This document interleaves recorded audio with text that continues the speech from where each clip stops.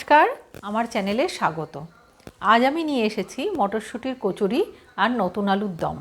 বাজারে এই সময় প্রচুর নতুন আলু, ছাড়ানোও খুব সোজা, একটু ঘষলেই ছাল উঠে যায় এবং এর স্বাদও অন্য সময় আলুর থেকে অনেক আলাদা। আর এই দুটির কম্বিনেশান বাঙালির কাছে, বিশেষ করে নিরামিষাশীদের কাছে অত্যন্ত জনপ্রিয়। তাহলে চলুন দেরি না করে রেসিপিটি শুরু করা যাক। এখানে আমি 2 কাপ মটরশুঁটি, 3টে কাঁচা লঙ্কা এবং স্বাদ মতো নুন চিনি দিয়ে ভালো করে পেস্ট করে নিচ্ছি। দেখতেই পাচ্ছেন এটি ভালোভাবে পেস্ট হয়ে গেছে। এইবার আমি কড়াইয়ে সামান্য তেল দিয়ে এটিকে ভালো করে নাড়াচাড়া করে ড্রাই করে পুর বানিয়ে নেব। এমনভাবে পুর বানাতে হবে যাতে বেলতে সুবিধা হয়, কোনো রকম এক্সট্রা জল থাকলে হবে না। অনেকে এতে হিং দেন, আমি কিন্তু হিং দিই না, কারণ হিং দিলে মটরশুঁটির নিজস্ব ফ্লেভারটা নষ্ট হয়ে যায় এবং তখন খেতে ভালো লাগে না। দেখতে পাচ্ছেন কন্টিনিউ ওটাকে স্টার করে যাবে মিশ্রণটাকে, না হলে ওটা কিন্তু ধরে যেতে পারে, মটরশুঁটিটা ধরে গেলে তার গন্ধ নষ্ট হয়ে যাবে। সম্পূর্ণ ড্রাই হয়ে গেলে ছেড়ে দিন। এখানে আমি অল্প নুন, চিনি এবং রিফাইন্ড অয়েল দিয়ে ময়দাটাকে ভালোভাবে মেখে নিচ্ছি। অতিরিক্ত জল দিয়ে ফেলবেন না, তাহলে ময়দাটা বেশি নরম হয়ে গেলে বেলার সময় অসুবিধা হতে পারে। দেখতেই পাচ্ছেন ময়দাটা সুন্দর মাখা হয়ে গেছে। এবার আমি যেভাবে দেখাচ্ছি সেভাবে আপনারা লেচিগুলিকে শেপ দেবেন। লেচিগুলির মাঝখানে এইভাবে গর্ত করতে হবে। লেচিগুলির গর্ত যেন খুব বেশি পাতলা না হয়, লেচিগুলির দেওয়ালটা যেন খুব পাতলা না হয়, তাহলেও পুরটা ফেটে বেরিয়ে যেতে পারে। এইভাবে এন্ডিংগুলো ধরে একসাথে মুড়ে নেবেন, তারপরে টোটাল এন্ডিংটা মাঝখানে এনে চেপে এইভাবে শেপ দেবেন। ঠিক যেমনভাবে দেখাচ্ছি এভাবে করবেন। অতিরিক্ত পুর দেবেন না, তাহলে ফেটে বেরিয়ে যেতে পারে। আবার খুব কম দিলেও তার মটরশুঁটির ফ্লেভারটা থাকবে না, সেটা বুঝে আপনারা করবেন।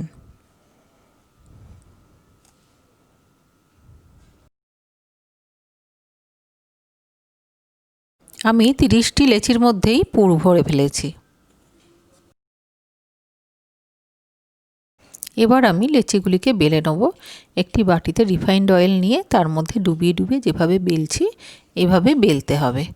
অতিরিক্ত প্রেসার দেবেন না, তাতে লেচি ছিঁড়ে যেতে পারে, পুর বেরিয়ে আসবে। নর্মাল প্রেসার দিয়ে বেলে রাখবেন। 5-7টা করে বেলে বেলে এক এক খেপে ভেজে নিতে হবে।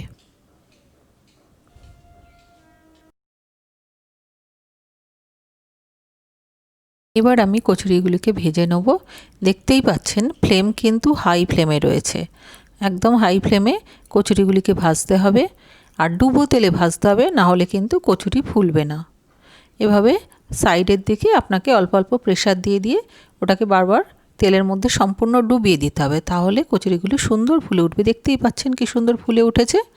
এইভাবে এক এক করে আমি সবকটি কচুরিকে আমি ভেজে নেব।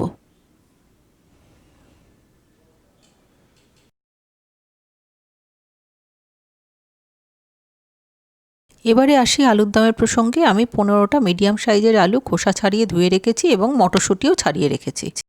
মশলা হিসাবে বাটার জন্য আদা, কাঁচা লঙ্কা, একটা এলাচ এবং দারচিনি আমি রেখেছি। কড়াইতে তেল গরম হয়ে গেছে। ফোড়ন হিসাবে 2টি তেজপাতা, একটি শুকনো লঙ্কা এবং 1 চামচ জিরে আমি দেব। ফোড়ন দিয়ে দিলাম। ফোড়নটা একটু ভাজা হয়ে গেলে আমি আলুগুলো ছেড়ে দেবো। সাবধানে আলুগুলো ছাড়তে হবে, নাহলে তেল ছিটকে আসতে পারে। কিছুটা নাড়াচাড়া করে এতে আমি হলুদ দেবো।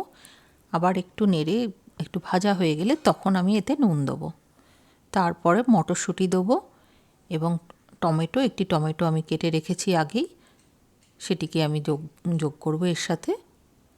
এরপরে আরও ভালোভাবে ভাজা হয়ে গেলে আমি মশলা হিসাবে বেটে রেখেছিলাম সেটা দেবো। তার সাথে অল্প একটু জিরে গুঁড়ো এবং একটু রেড চিলি ফ্লেক্স অ্যাড করব।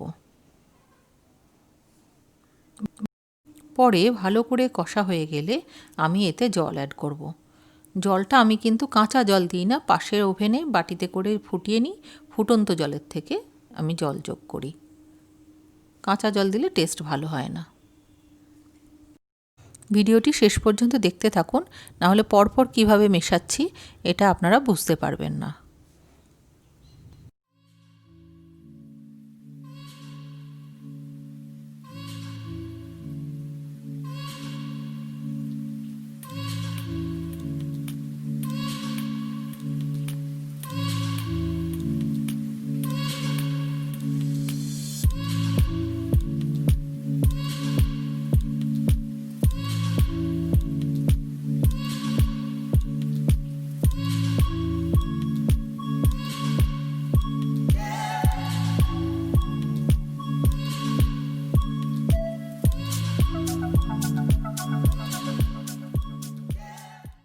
জল দেওয়া হয়ে গেছে, এবার এটিকে নাড়াচাড়া করে ঢাকা দিয়ে আমি লো ফ্লেমে রেখে দেবো। আলুগুলো সেদ্ধ হয়ে গেছে, আলুর দম হয়ে গেছে। এবার আমি ঘরে তৈরি ঘি এতে 1 চামচ দিয়ে ভালোভাবে নাড়াচাড়া করে নেব, তাতে সুন্দর গন্ধ বেরোবে। এবার আমার আলুর দম কচুরির সাথে সার্ভের জন্য রেডি। পাচ্ছেন রঙে ঢঙে দারুণ হয়েছে, জিভে জল চলে আসছে। ভিডিওটি ভালো লাগলে লাইক ও কমেন্ট করতে ভুলবেন না, আর অবশ্যই চ্যানেলটি সাবস্ক্রাইব করে রাখবেন, না হলে পরবর্তী নতুন নতুন ভিডিও আপনি দেখতে পাবেন না। তাহলে আজকে আসি, ধন্যবাদ।